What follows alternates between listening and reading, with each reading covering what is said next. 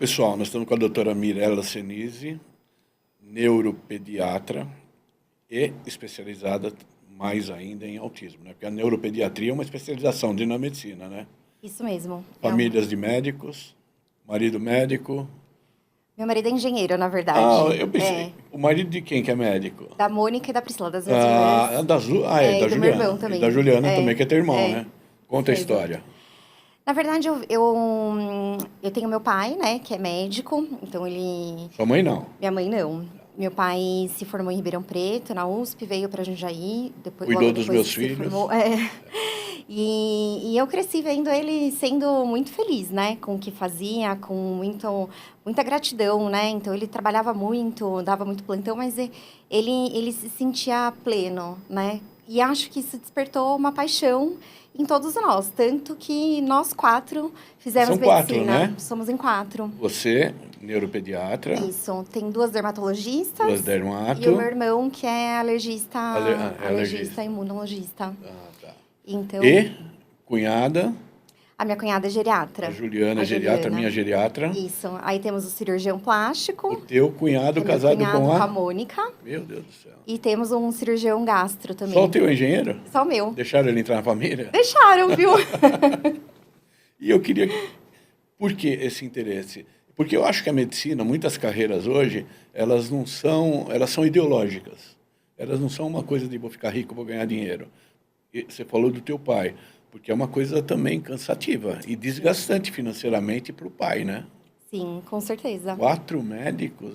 Ele foi muito persistente, assim, e ele apoiou a gente, né, nesse sonho. E é muito bom, porque hoje a gente trabalha todo mundo junto e sou muito grata por por seguir os passos dele. Bom, você tem filhos? Eu tenho uma filha. Vai querer que seja? Eu acho que eu não crio essa expectativa. Eu Mas quero vai que ela possa escolher, Porque né? a família ficou muito, né, fechada nesse inteirinho. É verdade. Por que a neuropediatria? Você se formou onde, quando? Eu fiz a graduação aqui na Faculdade de Medicina de Jundiaí, depois eu fui para São Paulo, fiz a pediatria na USP, então lá no Instituto da Criança, e aí depois eu fiz 2 anos de neuropediatria na Então precisa Unifesp. fazer depois como é que chama? Da graduação, são mais depois... 4 anos de residência. E residência, e depois fez... Então eu fiz 2 anos de pediatria na USP, 2 de residência, né? e 2 de pediatria. Não, 2 de pediatria, que já é a residência de pediatria, e depois 2 anos de neuropediatria na Unifesp, na Escola Paulista de Medicina. Depois disso, tem mais alguma coisa? E se você quiser, você pode fazer, né? Mestrado, doutorado, livre docência. Mas, assim, eu acabei me especializando depois com cursos de pós-graduação, não com residência, né? Até porque eu já tenho 2.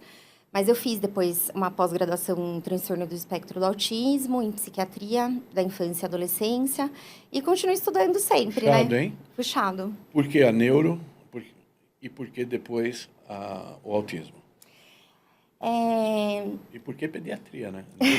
Acho que pediatria veio do meu pai, né? Como eu falei, ele sempre foi uma inspiração muito grande para mim, como homem, como profissional. Então, sempre me inspirei muito nele. E aí, depois que eu acabei a pediatria, o autismo começou a surgir como uma coisa natural. Porque eu vi que tinha espaço para isso, tinha uma demanda e tinha pouca gente capacitada para esse tipo de avaliação e de diagnóstico. Ainda tem, não tem, não? Ainda tem pouca gente. Eu acho que a demanda é muito grande em relação aos profissionais da área, não sei. Sim, a demanda é grande e falta capacitação, né? Infelizmente, dentro da própria área, as pessoas ainda têm uma ideia muito errada sobre o que é o autismo, né? Então, existe uma confusão entre autismo e deficiência cognitiva, por exemplo, e são coisas totalmente diferentes. Houve uma mudança recente também nos critérios diagnósticos, porque houve uma mudança em 2013, então é relativamente recente, nova. Então, até que as equipes se treinassem e as pessoas começassem a ter uma visão mais real do que é o autismo, acho que agora que a gente está tendo a oportunidade de falar mais sobre esse assunto, né? Mas sempre foi um assunto que eu gostei muito, assim. Mas ainda está muito obscuro para a população em geral, não para a população médica, né? Ainda está muito obscuro, assim, existe falta, na verdade, de acesso à equipe adequada para avaliação. Eu acho que existem alguns mitos, né, populares que se Tipo, cultivam. Por exemplo, cada criança tem seu tempo. Isso não é uma verdade. Ou, é normal um menino falar depois que uma menina. Isso também não é verdade. Ou, até 3 anos é normal não falar. Isso não é verdade. Então, assim, hoje em dia, a gente ainda tem as crianças chegando num momento tardio para avaliação no consultório. E não é porque as mães não buscaram entendimento. esse atendimento. Elas muitas vezes buscaram e foram até, assim, orientadas, né, pelo próprio médico que avaliou, né, ou pelo próprio profissional de saúde, de que aquilo era que é tranquilo, que poderia aguardar. E acho que falta também um olhar da escola sobre essa questão Muito, né? muito. Então, ainda, né, na educação existe essa questão de que o autista é a criança que não vai interagir nada, que não tem habilidade social Isolado, né, nenhuma, no é seu mundo. isolada. Exatamente. E então, a própria escola acaba fazendo uma pontuação tardia, né, para os pais de quando você tem uma dificuldade. Muitas vezes, se você tem uma criança, por exemplo, que está no seu espectro, né, no É o mais TEA, né? brando, né, no Transtorno do espectro TEA, autista. suporte nível 1, O que aquela que é o nível criança. um? O nível 1 seria o leve, né? Hoje em dia a gente tem evitado de usar essas nomenclaturas, leve, moderado, grave, então a gente fala em níveis de suporte, 1, 2 ou 3, que vai significar o tanto de suporte que aquela pessoa precisa no dia a dia. Entendi.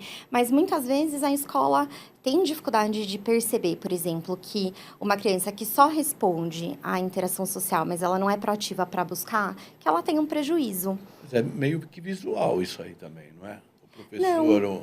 na verdade, acho que falta treinamento, porque os critérios diagnósticos, eles são bem estabelecidos pela ciência. E a gente tem vários meios de fazer uma boa avaliação, né? Não, não digo vocês, do profissional da educação, para saber aquela criança autista nível um. Então, mas é que eu acho que falta isso, falta informação, né? Tá, eles Falta, têm que ser preparados para observação. exatamente, falta acho que um treinamento mais específico, porque esses casos acabam passando despercebido. Você acha que a pandemia, ela causou um atraso educacional? Causou também um atraso psicológico? Eu sou leigo nisso aí, não sei nem se fala atraso psicológico. Você acha que atrapalhou também? Se detectou mais tardiamente o TEA? Eu acho que sim, porque, por exemplo, muito das questões sociais, né, ficaram. Você perdeu a oportunidade de avaliar aquela pessoa no ambiente Represadas, né? Todo social, mundo em né? casa. E outras coisas também acabaram ficando mais visíveis. Você acabou virando a pandemia, o isolamento social acabou virando um gatilho para transtorno de ansiedade, para outras fobias. Então as coisas acabaram se misturando um pouco. E o que fazer? Porque eu percebi que tem uma demanda muito grande. Hoje a gente está vendo, está massificando falar sobre autismo. Por que disso daí? Será que deu start agora? O que está acontecendo? Porque você abre a internet, curso de TEA, eu acho até perigoso, né? Porque tem muito paraquedas aí, né? Dando esses Sim. cursos aí. Uhum. O que causou esse, de repente, ninguém observava, aí deu esse pico? Eu acho que, na verdade, foi um conjunto de coisas, né? Mas, como eu te falei, a gente teve uma mudança recente nos critérios diagnósticos, então, grande parte dessas pessoas que hoje entram no diagnóstico, antes de 2013, não entrariam, né? E também acesso à informação, as equipes capacitadas e o acesso a difundir informações Mas mesmo. globalizou mais, né? Sim, E a procura, como tem sido? enorme, né? Muito grande mesmo. E a gente corre contra o tempo, porque a gente sabe que o que vai fazer diferença, na verdade, é a gente começar uma intervenção precoce nessas O mais crianças, rápido possível, né? o mais rápido possível. Não existe, é considerado doença, existe, pode-se falar em cura, como é que se fala tecnicamente?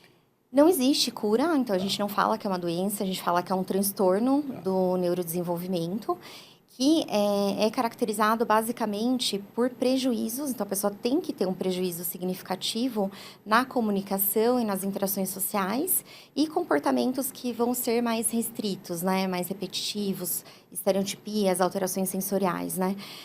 Então, a gente não fala em cura, mas a gente fala em desenvolvimento. Então, a gente quer desenvolver as habilidades que aquela pessoa tem em déficit para que no dia a dia ela tenha pouco ou nenhum prejuízo. Consegue desenvolver essas habilidades. Consegue. Não é porque a criança para naquele estágio e não há desenvolvimento. Não tem a cura, mas tem um desenvolvimento dentro Tem do... um desenvolvimento dentro do tratamento adequado.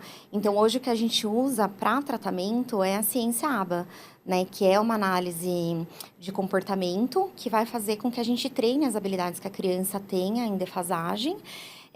Mas é claro, a resposta ao tratamento vai depender da época que você iniciou a terapia, Conforme da estágio. participação dos pais, se esse autismo ele vem associado ou não à deficiência intelectual, né? Se ele tem alguma síndrome genética associada ou não. Então, depende de várias variáveis. E qual o profissional? Não é o médico que faz essa...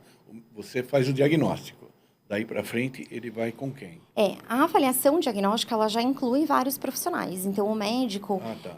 ele já pede uma avaliação que vai incluir pelo menos 3 outros profissionais da área de psicologia, de fono e de terapia ocupacional. Normalmente, a gente pede o relatório escolar também para ver a parte social da criança. Então, a partir do momento que a gente fecha o diagnóstico, aí a gente encaminha para início de terapias. E sempre a terapia, ela é com equipe multidisciplinar, porque normalmente essas crianças têm defasagem em várias áreas da vida. Certo. E eu ia te perguntar, e acabei esquecendo. Dos níveis 1, 2, 3, o que ocorre mais? Porque eu recebi informações que às vezes existe não pela neuropediatra, né, mas de profissionais que atestam muito rápido o espectro autista. Isso na rede pública municipal. O que está acontecendo disso? E qual o montante maior, nível 1, nível 2, nível 3? Uma coisa importante da gente falar é que a gente caminha entre os níveis de suporte. Então, você pode ser um autista nível 1 que não aderiu a tratamento, por exemplo, e desenvolveu outras comorbidades e se tornar um autista nível 2. Tá. Então, da mesma Então, forma, existe essa progressão. você caminha entre os níveis de suporte no espectro, né? O que acontece com o nível 1 é que muita gente não tem diagnóstico. Então, todos os dias, por exemplo, é comum eu atender uma criança, fazer um diagnóstico de autismo, e depois o pai ou a mãe acabarem se identificando e muitas vezes fazerem a avaliação e receberem o diagnóstico na vida adulta. Então, muitas pessoas com nível 1 de suporte estão por aí sem diagnóstico ainda. Mas o fato é que, acho que o mais importante do que se apegar a qual nível a pessoa é você usar isso como um ponto de partida para avaliar se aquela criança está se desenvolvendo e recebendo a terapia que precisa. Né? Então, se eu pegar uma criança nível 2, eu espero que daqui a algum tempo, daqui a um ano, ela já esteja caminhando para o nível 1. Né? Ela consegue, então, pode haver a progressão e pode haver a regressão. Sim. Do 3 para o 2, do 2 para o 1. Sim. Mas do 1 é estático, né? Não existe É que dentro do nível 1, a gente tem uma gama muito diferente de pessoas, né? Então, para um único CID, a apresentação clínica ela é muito variada. Então, você tem aqueles autistas em nível 1 que são quase nível 2, né? E que aí tem uma...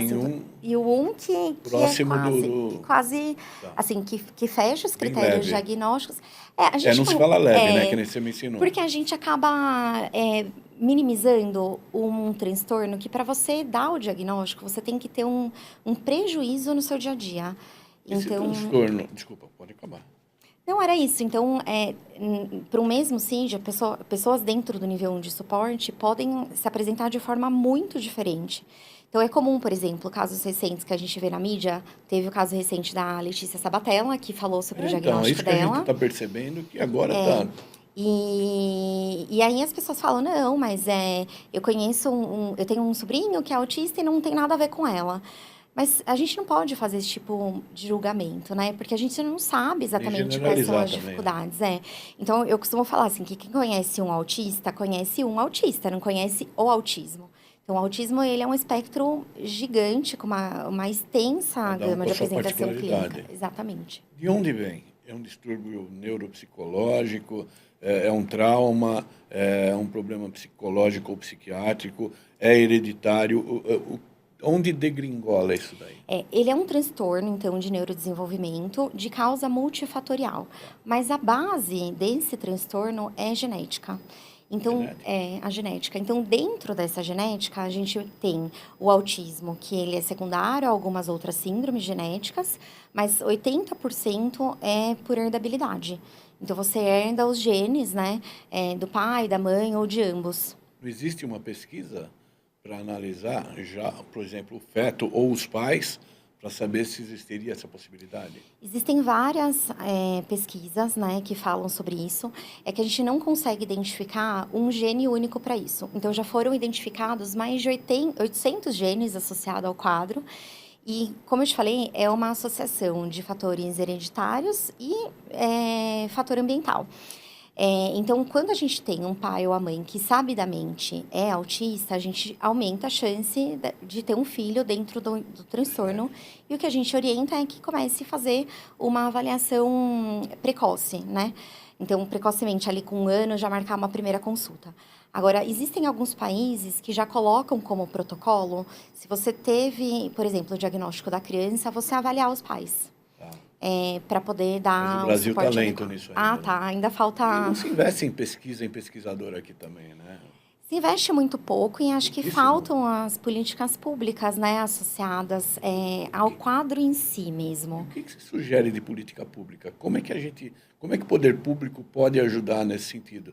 Porque parece que estourou a bolha, sabe? Não tinha e hoje em dia você fica até assustado. Será que eu sou autista? Entendeu? Você vê a Letícia Sabatella com 50 e poucos anos, ela descobriu agora. Por que esse boom? Por que, né? Uma coisa importante da gente saber é que você pode ter características que são comuns em pessoas autistas, mas para você ter um diagnóstico, você tem que ter um conjunto dessas características, tá? Porque a pessoa pode ter uma característica e não ser autista. E não ser ser pode ter autista. outro tipo de problema, né? Exatamente. Então, você pode, por exemplo, ser uma pessoa que é seletiva na alimentação e não ser autista. Você tem que ter outros prejuízos em outras áreas para que o diagnóstico se feche. Como você desconfia? Eu falo isso porque meu neto nasceu agora, está com 2 Tá. meses. Porque sempre tem aquilo lá, né? Será que vai nascer normal? Será que ele está Sim. bem? Como é que você desconfia? Na verdade, assim, eu acho que o primeiro dado que leva a criança para o consultório é o atraso de linguagem. Mas é importante a gente lembrar também que nem toda criança autista tem atraso na fala. Então, se você pegar uma criança, por exemplo, que é nível 1 de suporte, ela pode não ter tido atraso na fala, mas não se comunicar de uma forma assertiva, de uma forma adequada socialmente. Utilizando, por exemplo, uma linguagem muito formal. Então, às vezes eu atendo alguma criança que fala, senhorita, você... Né? Então, você vê que não está errado, mas é uma forma normal. que a gente não usa habitualmente. Mas também a falta do linguajar, né? Não tem idade certa, Sim. né? Também não significa autismo. Não significa autismo, como eu te falei. Então, eu acho que o primeiro sinal que as pessoas mais procuram o neuropediatra ali na primeira infância é o atraso de linguagem. Mas existem outras coisas tão importantes quanto. Então, são crianças que, em geral, já dormem muito mal. As crianças podem ter dificuldade na introdução alimentar. Você pode ter dificuldade na adaptação escolar, ou a hora que você coloca na escola, a escola começa a te falar que a criança prefere brincar sozinha, que às vezes até responde a alguma interação, mas que prefere ficar sozinha, ou que é muito brava, não aceita seguir as regras, né? Tem comportamentos muito inadequados quando recebe um não, ou quando recebe a frustração. Mas eu acho que, como um sinal, se eu fosse falar mais comum das pessoas procurarem, é pela linguagem. E se é pela linguagem, e ela é um pouco tardia, vamos dizer assim, isso daí não atrasa? Não é tardia, né? Então, com 1 ano, a gente já consegue... A gente tem Então, uma eu digo, métrica, do assim... recém-nascido até 1 ano, é só observar. Assim, é difícil que a gente feche diagnóstico antes disso, né? Então, o que as pesquisas mostram é que você pode fechar com segurança e ter um diagnóstico estável a partir de 14 meses. Tá. Né? Então, 14 meses, que seria uma criança de 1 ano e 2, você já tem a métrica ali para saber se aquela linguagem está adequada ou não. Né? Se a criança só está repetindo o que você fala, ou se ela, por exemplo, conta até 10, ou repete o abecedário, ou canta uma música, mas não consegue comunicar quando está com fome, ou falar alguma coisa que tem uma necessidade mais básica. E o psicológico do médico ao dar o resultado do... Como é que funciona? Não é fácil, né? E não tem como a gente não se envolver com isso. Mas eu procuro explicar para os pais que, assim, que a gente não pode ter medo do diagnóstico, né? Que não é o melhor caminho esse. Então, se a gente tem alguma dúvida, que a gente busque a avaliação, tire as dúvidas, faça o tratamento. E eu acho que a grande questão é a gente desmistificar, né, a questão que vem carregada com essa palavra sobre o que é o Forte, né? autismo, que normalmente vem com uma ideia pré-concebida que não corresponde à realidade. Como eu te falei, muita gente Faltando informação. confunde isso com incapacidade cognitiva. Então, às vezes você fala, eu vou investigar autismo nessa criança, e é frequente os pais responderem, nossa, mas ela é tão inteligente. Sim, mas eu estou falando sobre um transtorno de comportamento, não estou dizendo sobre a capacidade cognitiva. Então, num primeiro momento, eu sempre peço muito para os pais estudarem, tento passar a informação e acolher, né, as queixas, assim, que muitas vezes no ambiente familiar e social são invalidadas e acabam trazendo uma exaustão do ambiente familiar muito difícil de ser tratada depois, até com distanciamento entre o casal e tudo. Então, quando você pega uma criança e fala, nossa, minha criança não come nenhuma fruta e nenhuma salada, em geral, o que você recebe do entorno é invalidação. É assim, não, você tem que ser... Você tem que ser pulso firme, você tem que deixar a criança passar um pouquinho de fome e oferecer de novo. Você entendeu?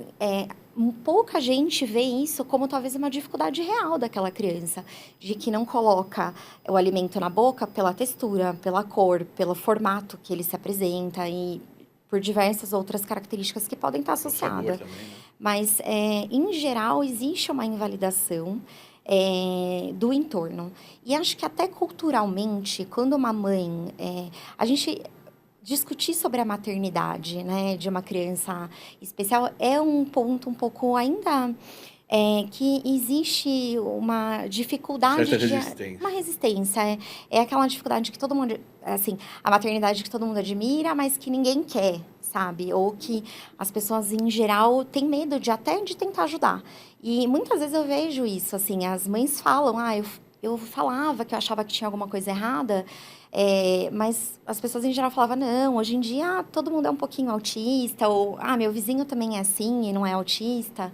Então, a gente bate na questão da psicoeducação e do acesso à informação, porque eu entendo que é o único caminho para que as pessoas procurem o diagnóstico e o tratamento muito, precoce. Então. Sim, está faltando muito. Eu acho que eu até cortei. Como é que o poder público incentivaria isso, instigaria isso, né? Tanto familiar quanto na escola? O que pode ser feito? Eu acho que falta capacitação mesmo profissional. Treinamento mesmo para identificação de sinais precoces de autismo. Há pouco tempo atrás, a Sociedade Brasileira de Pediatria instituiu para que os pediatras façam um checklist, né, para a investigação de autismo quando a criança ainda está ali na faixa de um ano e pouco. Mas o fato é que ainda falta muita informação. As pessoas ainda estudam pouco. E todo mundo vai conhecer alguém autista, né? Ou na família, ou algum amigo, porque a gente não tem os dados oficiais do Brasil, mas os dados do CDC, os últimos dados, mostram uma prevalência de 1 para cada 36 crianças. Então, a gente vai imaginar que em cada sala de aula, pelo menos, tem uma criança autista, no mínimo. E esses dados, eles ainda são de 2 anos atrás, né? Quer dizer, isso deve ser mais hoje em dia. Sua demanda, então, aumentou muito. Aumentou muito. Pela abertura de conhecimento, por medo dos pais. Por que você acha que aumentou? Porque eu percebi que aumentou muito. Eu vejo até nos seus posts, tá direto, né? Sim, aumentou muito mesmo. Mas por conta do quê? Os pais estão mais espertos, eu acho por estão com mais acesso à medo? informação. Eu acho que a gente está conseguindo levar, né, difundir conhecimento para as áreas de menor acesso ao atendimento. E não é comum que muitas vezes a família procure a consulta e fale, olha, eu estou aqui, mas o pediatra falou que não precisava. E muitas vezes a gente fecha algum diagnóstico. Então, falta capacitação da equipe da educação e uma reciclagem, também, né? Eu acho. Um apoio, né? Um apoio para essas pessoas que estão com alguma dificuldade e uma reciclagem dos profissionais que estão diretamente ali relacionados à criança fazendo puericultura. Quem não tem condições, Como é que funciona o poder público SUS? Existe esse atendimento ou é muito deficitário? Muito deficitário. E além de ser muito deficitário, quando as pessoas conseguem acesso a tratamento, em geral você já perdeu uma fase de ouro de tratamento. Então, quando você tem uma criança pequena que está em pleno desenvolvimento cerebral e você faz um estímulo adequado, uma intervenção adequada, você melhora muito o prognóstico e a chance dessa criança ser funcional independente na vida futura. Mas a gente tem uma defasagem enorme, primeiro para passar no neuropediatra pela rede pública, depois para ter acesso a alguma equipe que seja capacitada para fazer esse tipo de avaliação e depois pelo próprio acesso ao tratamento, porque esse tratamento, que é o tratamento baseado na ciência ABA, é um tratamento de alto custo pela intensidade de carga horária que propõe. Então, é um tratamento que é custoso. Também, né? Sim, exatamente. Por que você acha que o poder público não investe nisso? Falta de interesse político? O que é? Então, eu acho que faltavam dados, né? E até recentemente teve essa questão da gente lutar para colocar o autismo no censo, para poder ter um dado mais real e poder solicitar políticas públicas, né? Condizentes com isso. Mas o fato é que falta investimento mesmo. Acho que falta olhar com um pouquinho mais de cuidado para essas pessoas, entender que a falta de investimento ali na primeira infância vai fazer com que você tenha, de repente, uma pessoa que poderia ser funcional e participar do mercado de trabalho ou se tornar totalmente dependente da família. Perder essa pessoa. Exatamente. O que você sugere? Abrir o olho, Sim, investir? eu sempre falo para os pais o seguinte, que se você acha que tem alguma coisa errada, procurar a avaliação, não ter medo do diagnóstico, isso não é o fim do mundo, isso é a oportunidade de você traçar um novo caminho, né? E a gente não pode deixar com que a dificuldade de lidar com esse diagnóstico faça com que a gente tire a oportunidade dessa criança se desenvolver plenamente. Né? Então, educação, acesso à informação, fazer com que as pessoas percam o medo de buscar essa ajuda, essa avaliação. O mais rápido possível. Porque o diagnóstico ele não vai aparecer porque você fez uma investigação. Ou ele está ali ou ele não está. E a gente tem critérios bem conceituados ali para a gente fechar ou não o diagnóstico. Eu acho que o mundo ficou muito sossegado em relação a esse transtorno, não ficou, não? Olha, eu acho... Agora, de repente, ninguém tinha nada, agora dá um boom. Acho que não se perceberam antes por falta de informação até, né? Por falta de informação e como eu disse também, né? Muita gente... Então, a própria Letícia Sabatella, se eu pegar ela quando ela era criança, ela não traria para o transtorno. A partir de 2013, com a mudança dos critérios diagnósticos, ela tem. Então, houve essa mudança mesmo. E ela fez a pesquisa para realmente confirmar o diagnóstico? Ela fez. Pela entrevista, senão, né? Às vezes ela é muito fez, mídia, sim. né? Existe essa questão das pessoas hoje em dia se autodiagnosticarem, que é uma coisa que a gente bate muito contra. Então, o diagnóstico ele não pode ser feito pela própria pessoa, né? Ele tem que ser feito por uma equipe capacitada, seguindo criteriosamente todos os critérios diagnósticos necessários. Então, você tem que ter um prejuízo significativo no seu dia a dia e esses critérios eles têm que estar presentes desde a infância, obrigatoriamente. Tem um filme, eu assisti todos, eu não lembro, do médico que é autista.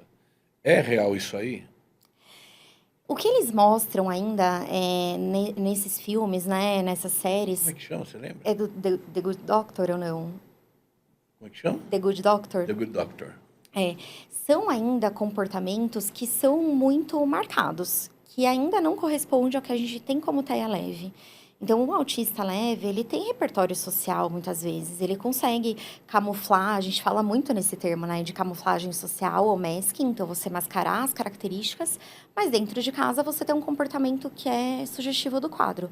Tem uma rigidez comportamental mais difícil e até ter comportamentos estereotipados que no ambiente social não aparece. Mas ainda é muito marcado a forma como esses personagens são apresentados. É um pouco teatral, né? Exatamente. Um pouco teatral. É forte, mas é teatral. Você falou de mitos. Você podia repetir os mitos que todo mundo acha que é verdade, não é? Bom, eu acho que os mitos mais fortes assim, no autismo é a questão de que o autismo poderia ter sido causado por vacinas, né? Que isso é uma coisa que se propagou muito, e até hoje tem gente que fala nisso, né? Então, não, o autismo não tem nada a ver com vacinas. Teve também a questão da mãe geladeira, né? Que as pessoas... Que é isso? existia uma teoria de que falava de que as crianças autistas eram por falta de afetividade materna. Então, isso também foi uma coisa que se propagou, né? A teoria, a questão que as pessoas falam que todo mundo é um pouquinho autista, não, isso não existe. Eu falo que ou você tá grávida ou você não tá. Ou você é autista ou você não é. É porque é genético, não é comportamental, né? É um transtorno de comportamento, Sim, de mas origem ele genética, mas vem da genética, não é? exatamente. Sabe? Que nem, você é Não é canhoto porque você porque... não deu amor pra criança, Então, né? você é canhoto porque Exatamente. sua mãe caía para a esquerda. Os caras inventam umas Exatamente. coisas que... Ah, pelo amor de Mas o Deus. problema é que esses mitos, eles se perpetuam. E as mães que muitas vezes já carregam uma culpa, porque a hora que elas vão falar que elas querem fazer alguma avaliação, elas muitas vezes escutam, você quer arrumar um problema no seu filho. Então, são mitos que perpetuam uma culpa materna que é incalculável, assim, e Tem que irreparável, eu acho. encarar. Sim. E quando você fala do diagnóstico, a recepção dos pais, às vezes fala, não, eu vou procurar outra opinião, existe isso muito? Elas não Olha, querem acreditar? eu, é, eu falo assim que o diagnóstico, ele é feito por um processo, né? Então, ninguém que vai numa primeira consulta sai com o laudo. Então, você primeiro faz uma hipótese diagnóstica. Eu procuro sempre tentar mostrar para os pais, ali em consulta, o que eu tô vendo que me faz pensar nisso. Então, os pais, aí eles passam por um processo que vai envolver pelo menos outros 3 profissionais. E o que eu falo muito para eles é para estudar sobre o assunto nesse período. Então, normalmente, quando eles voltam, eles já estão bem mais confortáveis, assim, e mais Aceitação. abertos ao diagnóstico. Porque a falta de aceitação inicial é por falta de conhecimento. Então, se você conhecer um autista que não é verbal, que tem um comportamento muito estereotipado, e tiver um filho que é um autista leve, que com 1 ano falava muito bem, mas que tem outras dificuldades mais sutis, você vai achar que seu filho não é autista. Então, é necessário que você estude e tenha o conhecimento de que o autismo é uma gama, né? De pessoas que podem ser muito diferentes entre si. Tem uma série de características também, né? Exatamente. E a outra questão é que, assim, quando você faz a avaliação, também o diagnóstico ele não é feito no achismo. Então, a gente aplica testes que foram desenvolvidos de forma científica para que a gente não tenha viés, né? Para que você faça isso de uma forma Seja científica. firme. Então, você tem uma métrica ali que você mostra para os pais, né? Então, a aceitação, em geral, ela é mais fácil por conta desse processo todo que acaba acontecendo. Mas eu acho que sempre tem que procurar outras opiniões quando as pessoas não estão confortáveis. E as pessoas estão procurando tardiamente a neuropsiquiatra? Ainda estão, como eu te falei, ainda estão procurando tardiamente por essa série de questões, né? Então, a gente tem batido muito na questão de informação e acho que a escola precisa receber a capacitação porque é um ambiente onde a criança está todo dia, você tem a oportunidade de ver a parte de repertório social, né? Então, ter uma capacitação escolar, eu acho que faria toda a diferença para que, de uma forma mais precoce, a gente pontuasse aquelas crianças que precisariam passar, pelo menos, por uma triagem, vamos dizer assim. Você acha, então, que deveria existir uma obrigação da capacitação profissional do educador nesse sentido? Eu acho. Eu acho Detecção até do TEA, né? até precoce mesmo, pela alta prevalência que a gente tem, né, do quadro. Então, eu acho que falta um treinamento mais específico para detectar características comportamentais que possam ser sugestivas de TEA. Pelo menos para você enviar essa criança para avaliação. E aí depois você vai fechar ou não, aí isso a equipe técnica avaliar. Mas acho que conseguir enviar para uma avaliação e pontuar para os pais que alguma coisa ali não tá É bem. legal. E teria profissionais suficiente para fazer isso? Como é que está o mercado? Não tem, não tem. Isso é um grande problema, né? Assim, hoje em dia até equipe para tratamento e terapias de reabilitação, mas aí falta investir um pouquinho também nessas áreas, né, terapêuticas e melhorar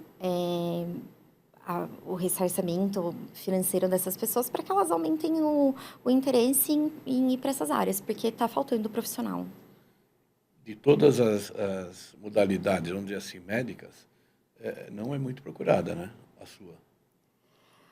Olha, não é muito procurada, mas eu acho que isso tem mudado, porque hoje em dia a gente tem, a saúde mental, ela tem tomado uma outra importância, né? As pessoas estão entendendo que a saúde mental é Nossa, uma coisa muito importante, extremamente importante, né? principalmente depois da pandemia, né? Exatamente. Então, isso tem mudado, isso tem E não mudado. caberia à faculdade orientar os estudantes nesse sentido?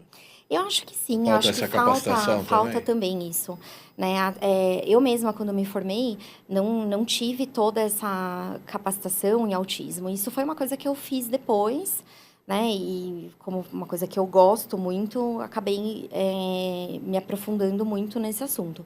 Mas eu acho que com o tempo isso vai mudar, porque é necessário que mude. É A própria necessário. demanda vai exigir esse Exatamente. profissional, né? É necessário até que o pediatra geral consiga fazer um bom diagnóstico e consiga acompanhar esses casos, porque a neuropediatria não vai dar conta de acompanhar todo mundo. O que você falaria para o povo? Eu falaria para não ter medo do diagnóstico. O autismo não é o fim do mundo. O problema está na falta de informação, no preconceito da sociedade. Então, escute a voz. Se você tem alguma intuição de que alguma coisa não vai bem com a criança, procure avaliação, porque provavelmente não vai bem mesmo. Obrigado. Nós tivemos aqui com a doutora Mirella Senise. É um assunto muito importante e a gente vai bater muito nisso, na informação e na divulgação da informação. Obrigado, viu? Tchau, obrigada. Obrigado Foi um você. prazer, viu? Amém.